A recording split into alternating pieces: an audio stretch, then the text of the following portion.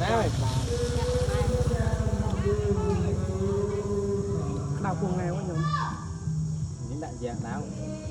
cầm vắng rồi con nó mối đi tới về chuyện đây phần là nó không bay thầm tay ra đây nhưng mà sớm thì lấy cá vần ăn được